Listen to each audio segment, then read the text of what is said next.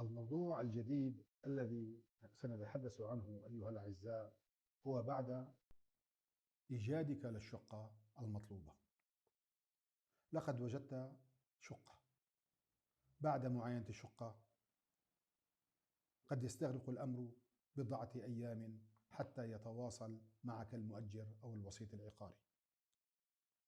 إذا حصلت على الموافقة على السكن عادة تكون خطية، فيجب عندها توقيع عقد الإيجار.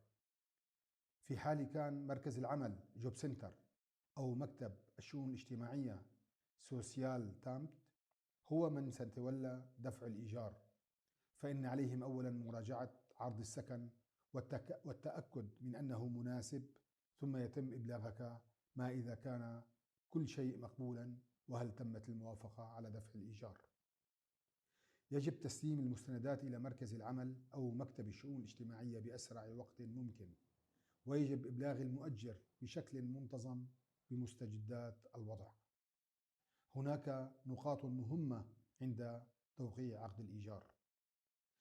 يجب قراءة عقد الإيجار بعناية وتوثيق حالة الشقة بدقة في محضر التسليم. محضر التسليم يستخدم لتوثيق العيوب والأضرار الموجودة مسبقا في الشقة أو المنزل، وبذلك لا يمكن تحميلك مسؤولية أضرار لم تكن من تسبب فيها عند انتهاء عقد الإيجار. عند توقيع عقد الإيجار يجب الانتباه إلى ما إذا كانت مدة العقد محددة أم لا، لأن في حال كانت المدة محددة فسينتهي العقد تلقائيا في تاريخ معين. ولإنهاء عقد الإيجار يجب تقديم إشعار الإنهاء كتابيا، وفي معظم الحالات يجب تقديم الإشعار قبل 3 أشهر من موعد المغادرة. تغيير العنوان بعد الانتقال. بعد الانتقال إلى الشقة الجديدة يجب عليك تسجيل عنوانك الجديد بسرعة لدى دائرة تسجيل السكان أين فونا ميلدي أمت أو مكتب المواطنين بورغا أمت. لهذا الغرض يجب تحضير بعض المستندات: بطاقة الهوية الشخصية أو جواز السفر، إثبات السكن من المؤجر، عقد الإيجار. عادة لديك مهلة 2 أسبوع بعد الانتقال لتسجيل عنوانك الجديد. يجب على طالبي اللجوء إبلاغ بانف المكتب الاتحادي للهجرة واللاجئين بعنوانهم الجديد بعد الانتقال لكي يتمكنوا من استلام البريد. هذا الأمر ينطبق على جميع الدوائر الرسمية. حتى لو قمت بتسجيل عنوانك الجديد لدى دائرة تسجيل السكان، فإن الدوائر الأخرى لا تعلم تلقائيا بعنوانك الجديد، وهذا يشمل مركز العمل جوب سنتر، مكتب الضرائب فيناند سامت، مكتب الأجانب أوسلاندا بهوغدي. يجب عليك إبلاغ جميع الدوائر التي تتعامل معها بعنوانك الجديد، وتذكر أيضا إبلاغ بنكك، شركة التأمين الصحي، ورب عملك.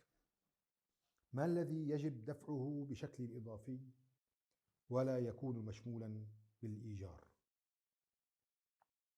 بالإضافة إلى الإيجار توجد تكاليف إضافية مثل الكهرباء، الإنترنت، رسم البث الإعلامي. هذه التكاليف ليست مشمولة في الإيجار، ويجب عليك توقيع عقود منفصلة لها. في بعض الشقق تكاليف التدفئة أيضا غير مشمولة، لذا يجب الانتباه لذلك عند توقيع عقد الإيجار.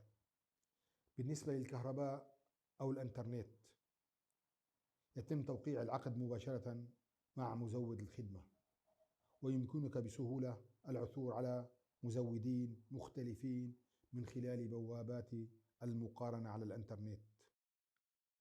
تمويل برامج الراديو والتلفزيون يتم من خلال رسم البث الإعلامي. جميع الأسر ملزمة بدفع هذا الرسم، ويجب أن تسجل نفسك بالاسم لهذا الغرض.